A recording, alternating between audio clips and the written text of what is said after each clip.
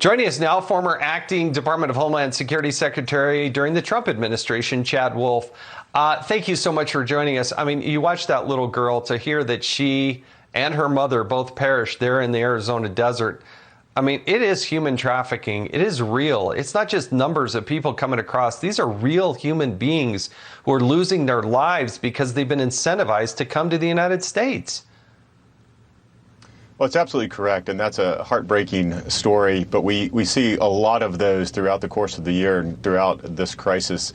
But we have to remember that the Biden administration, again, is encouraging these individuals. We're seeing historic numbers month after month after month, and in the process, we see more migrant deaths in the desert that public safety officials and Border Patrol are seeing every day, but we're also seeing more in-custody deaths in CBP, and that's because of the sheer number of individuals crossing that border illegally every month. And so this border policy that the Biden administration has partaken and undergone over the last several months is a very inhumane policy that's having some devastating consequences.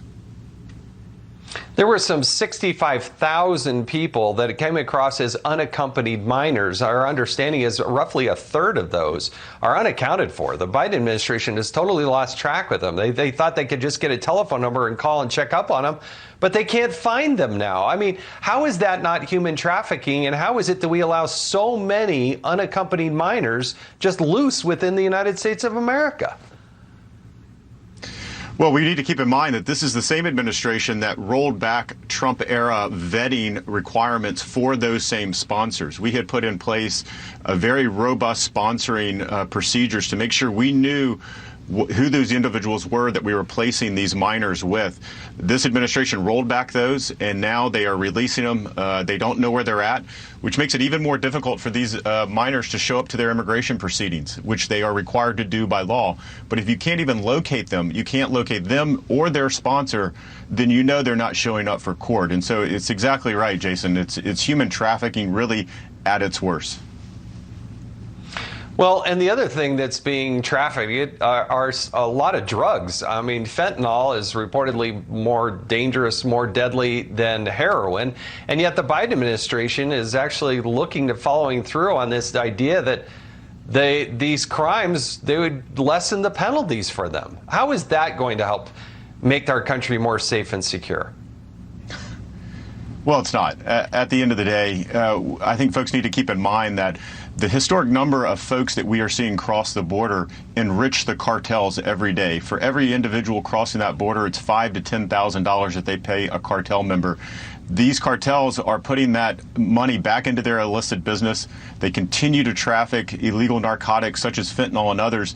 And the 200% that you mentioned at the top of the segment is only in the amount that we are actually apprehending. And we know that the vast majority is getting through. And why do we know that? Because Border Patrol agents are no longer on the line doing their national security mission. They're back in facilities trying to care for all these migrants that are coming across that border. So the 200% increase is a good start, but it's only a small percentage of actually what's coming through that border, again, fueled by the cartels and fueled by the Biden administration's policies. Yeah, the drug cartels know what they're doing, unfortunately, and this administration doesn't. But hey, you know, Kamala Harris, she's on top of it. There should be nothing to worry about.